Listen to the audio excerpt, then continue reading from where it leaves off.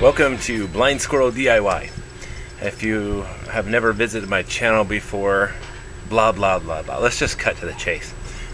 We are rebuilding a backflow preventer pipe build, and there are lots of different kinds of setups for this, so I just hope maybe yours is similar and you can get something from this video. Without further ado, let's get into it. So I have kind of reconstructed the old setup just so you can see what we're starting with.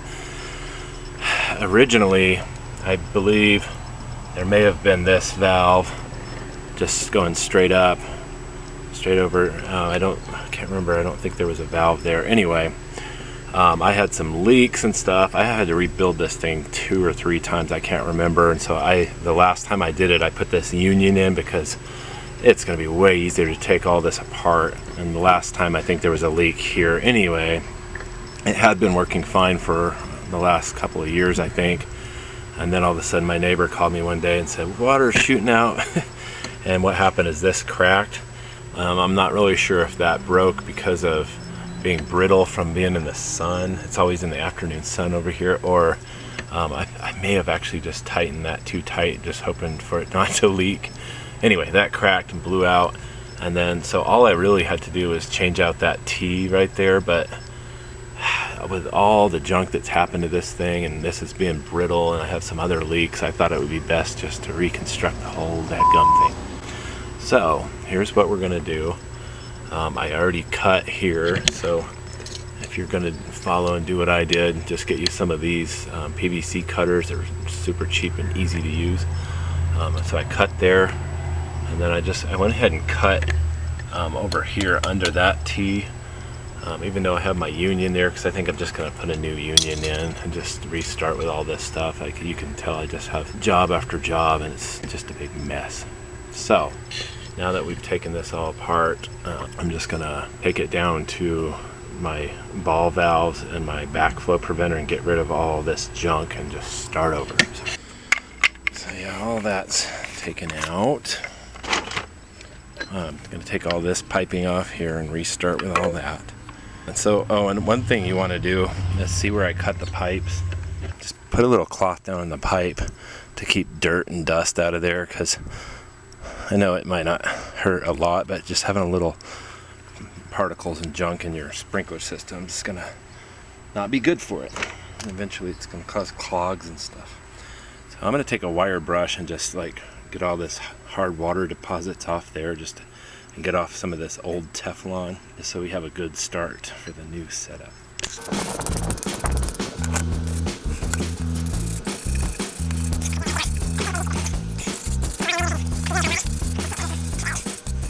All that old Teflon out of there so we get a good seal. Time to start building this thing out. So we're going to want a male end there, one there. I'm actually just testing this right now.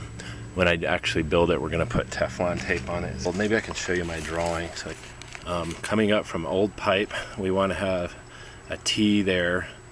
These T's with the plugs are there so that I can plug in my air in the fall to blow out the sprinkler system. So those are important to have there. And then we're going to move up from the T to a union. But to get that to work, we're going to have a little section of new pipe right there to the union, new pipe up into the male end, into the ball valve, and that's already in to the other ball valve. And we're going to have the male end there with new pipe here, an elbow, new pipe down to the other union, new pipe down to the other T. So that's what we're aiming to do. Should be pretty simple. The complicated part is getting the measurements right, because last time I did this I had a little too much distance here, and that pushes the pipes out like that, and that makes the unions not seal very well. If you haven't seen how a union works, so that you're going to have this piece of, these are basically, this is inside, and these are like there's an O-ring in there. Don't force it, gonna blow out your O-ring. And so that's just pressing against an O-ring, creating a seal, and this cap is going to tighten it down and make it a nice tight seal. What I'm going to go ahead and do is Teflon tape and get these in there situated nice and tight, and start at the end. Just pull it off right there. Go ahead and thread it in there.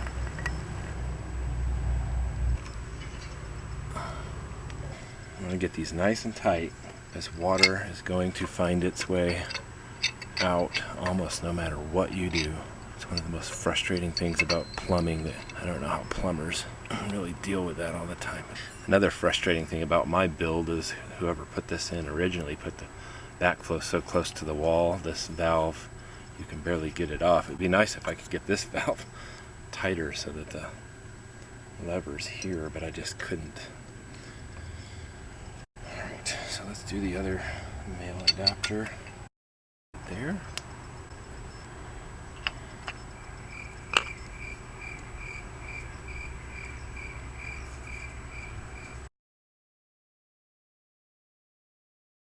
Alright, so we have our adapters in there ready for some pipe to go in. Okay, now the way I'm going to do this is I have 36 inches of PVC here to cut into the pieces I need. And so I'm just going to go ahead and cement that into there like that. And then decide how much I need to cut off. That way and I don't get myself stuck with a piece that's too small before I get to the next section. So before you cement, you just need to square off your pipe ends. This was just sawed at the hardware store, and just chamfer it a little bit, just get off the burrs and stuff. Clean it up. Pipe cement is like a chemical, pretty harsh chemical. So I'm just gonna throw on some gloves real quick. So first we're gonna put on our purple primer. And apparently the lid's glued on by the deadgum stuff. So I'm using channel locks to get it on. And so you want this stuff just paste it around on both sides of your pipe. I don't know if it matters to have your union up or down, so I just want it probably to go down.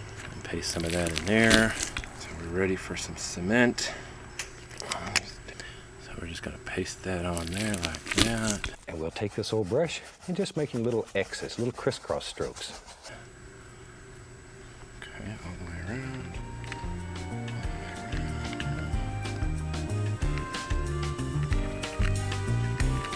Okay. You want to put it a quarter turn, so once you get it in there, seat it like nice and down in there. All the way, and then a quarter turn. Okay. And it says to hold it for 30 seconds. This next section of pipe up to the backflow preventer, I could just butt those up together, or I could leave myself with a little bit of pipe, and I'm not really sure if it matters one way or the other, but I've always learned that it is better to have extra that you can cut down than to cut off too much, because you can't add it later. So I'm going to leave myself, I don't know, about 2 inches of pipe, and then the part that goes up in is another 3/4 of an inch or so. So I'm just going to cut right about there.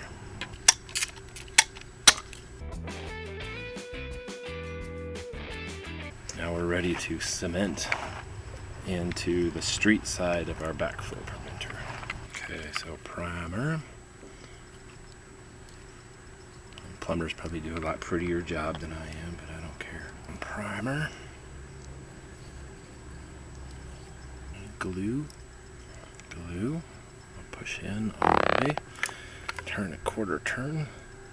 Quick note, make sure you have the top part of your, the part that screws down over the top of that when you glue it, because once that's on, you can get the bottom off, that screws out, but you won't be able to get this ring on after you've glued it, so make sure that's on there when you glue it. Okay, so next for the house side, I'm going to go ahead and do from my T up to the union. I like to go ahead and get these sections built so I kind of know about how much space I have. Like, I don't want to get too much stuff cemented down before I kind of know some distances. So let's go ahead and do a piece of this.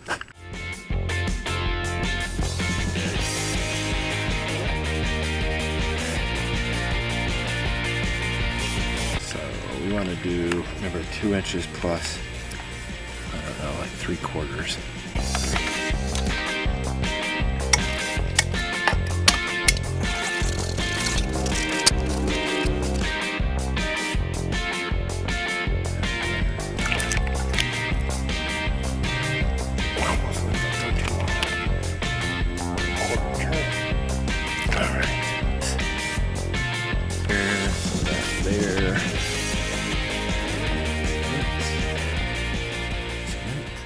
to the right, so when we quarter turn it, it comes out toward us. If this were to be really pretty, we would get that equal with that T, but I don't think that really matters. Because the more I do this stuff, the less pipe I have. Push that down, and then turn, quarter turn. Alright, so now it's very important. I'm waiting to rebuild this side to make sure I know exactly how high that's going to be before I get that section of pipe from that union down to that T. Next section, I'll probably just do myself a little 2-inch section. I'll just give a couple inches and then elbow over here. There's probably a more scientific. Okay, little piece there.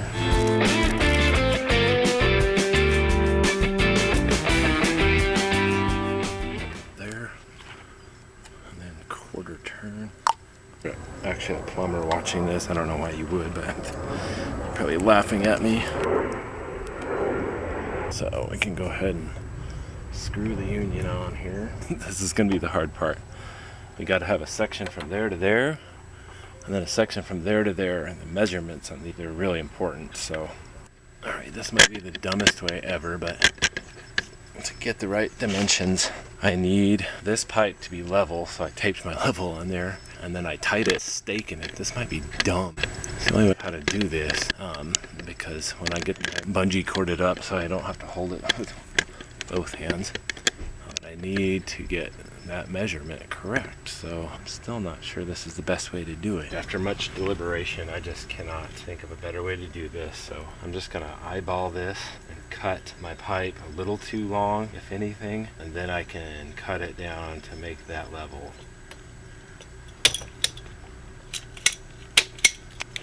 It's a little too high.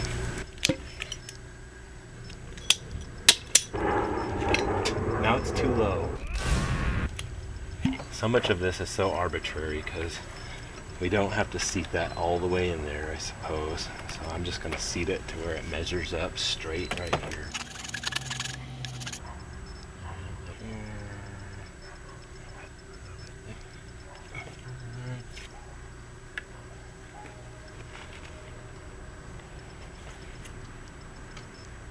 I don't know if you can find anything to bungee, like if you're doing this the way I am, to bungee your backflow preventer to keep the weight off of it, because these things are heavy and they're gonna try to weigh your pipe in different ways. So we want